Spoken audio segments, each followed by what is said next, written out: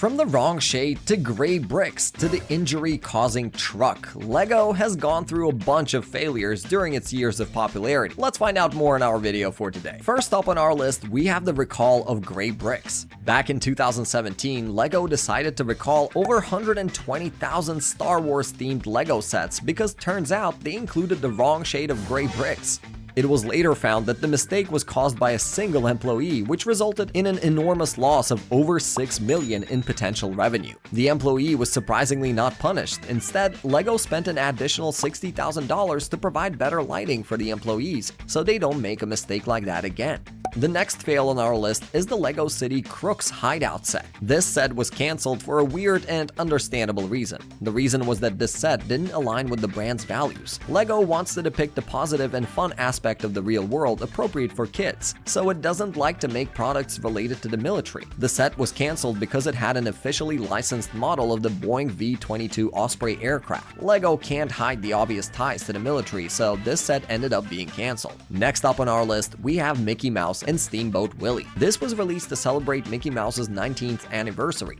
The set featured a completely monochromatic look. It included the black and white version of the steamboat that was included in the original cartoon. The failure in this set was that LEGO made a mistake in printing. They labeled the box as number 24, the number for Flintstones. LEGO quickly realized their mistake and took the boxes off the shelves. The people who got this box with the printing mistake also didn't suffer, as it became a collector's item and was pretty rare. The people who owned the set sold it for hundreds of dollars, so in a way, it was a win-win. The next set on our list is LEGO Mixels. These sets did surprisingly well. So why is it a failure, you may ask? Well, LEGO decided that these sets were not suited for children, with their nightmare-looking designs, and allegedly the tedious way of building these was too much for children.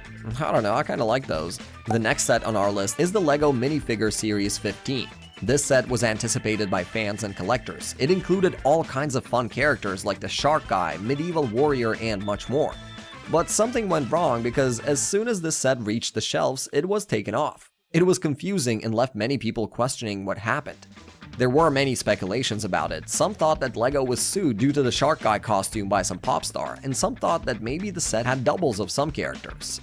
However, we'll never know the real answer. Whatever it was, LEGO was quick on its feet and fixed this issue. They re-released the set quickly after, and everything was okay again. Next up on our list, we have LEGO Ideas WALL-E. We all know WALL-E was one of the most famous movies of its time, and this little robot character was the most beloved. So when the fans found out that LEGO was going to release their version of this little bot, they were on the edge of their seat, waiting patiently for it to drop. But as soon as it did, everyone was majorly disappointed. The reason was that WALL-E's neck was extremely unstable and left the poor robot looking depressed, the opposite of what the character represents: positivity and hope. LEGO soon realized their mistake and took this off the shelves, worked hard to improve the design, and re-released the better version of it, so it wasn't a full fail. For the next mega design fail, we have the LEGO Pirate Chess. Now, what went wrong with this one? LEGO made the board pattern wrong. It was made in the opposite way than it was supposed to be. There should be a black square on the bottom left side of the chessboard, but it was on the right. LEGO immediately realized this mistake when fans pointed it out, so they quickly fixed it and re-released the correct version. The next design fail on our list is the Explore Super Truck. It's one of the biggest failures of LEGO. This set was released back in 2002 and was designed for kids over the age of 18 months. The set was just a large plastic pickup truck, and it included around 40 LEGO Duplo bricks that were loaded in the back of the truck. However, shortly after the release, LEGO was flooded with complaints caused by a sharp object. What happened was the axles with which the wheels were attached were sharp and made of metal, and the wheels were detachable, so whenever a wheel was detached, it revealed the metal object. It took LEGO a whole 24 months to officially take these off the shelves, and LEGO also refunded the truck portion of the set. Next up on our list, we have an R2-D2 set released by LEGO back in 2002. This set is an absolute disappointment to look at. I don't even know if we should call it a set. It's so flimsy and barely looks like R2-D2, maybe only like a silhouette of it.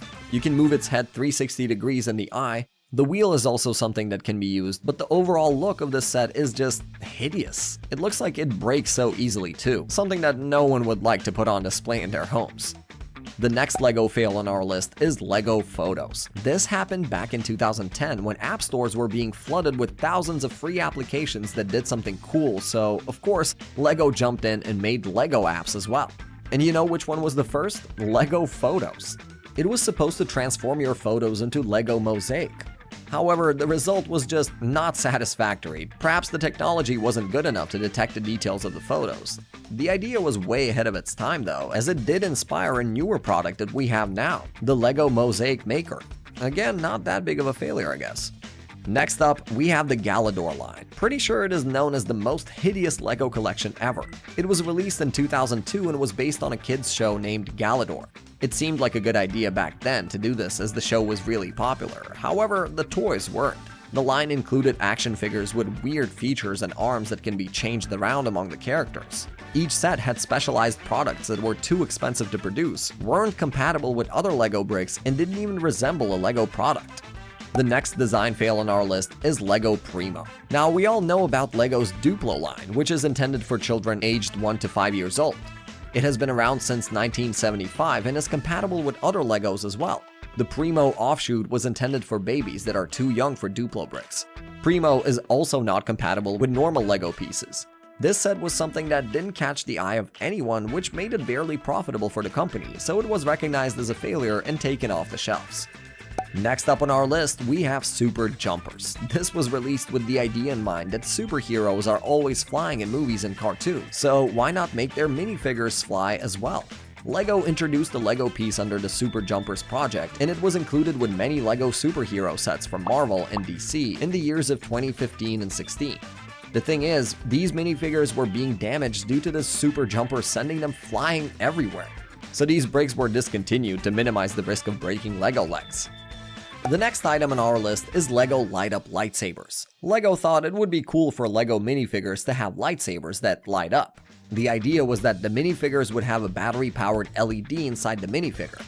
It was a fun idea, but the thing is, what would happen when the battery runs out? Well, there was no way to make it easy for the users to charge the battery themselves, as people reported one mistake led to permanent damage toward the lightsabers.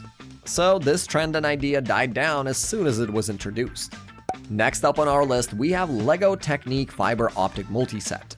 This seems like a cool idea, but ended up being a failure. The reason being that the Technic kit that was used in this set included clear plastic tubes that connected to an LED light pack that was battery operated. The thing is, these special parts took way more money to produce than it was being sold for, so the whole set was just losing Lego a ton of money.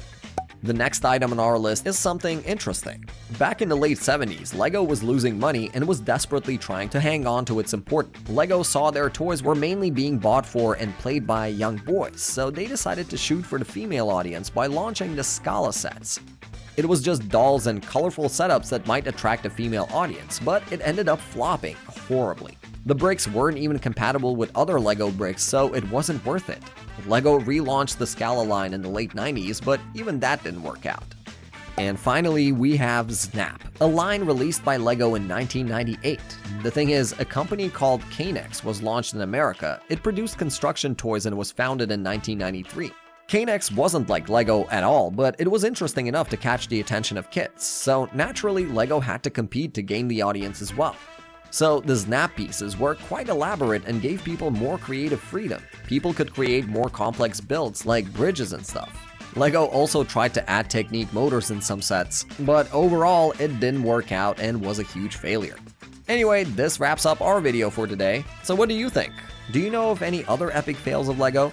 Let us know down in the comments, and as for everything else, drop us a like if you enjoyed it and subscribe to our channel for more entertaining Lego content like this on your feed.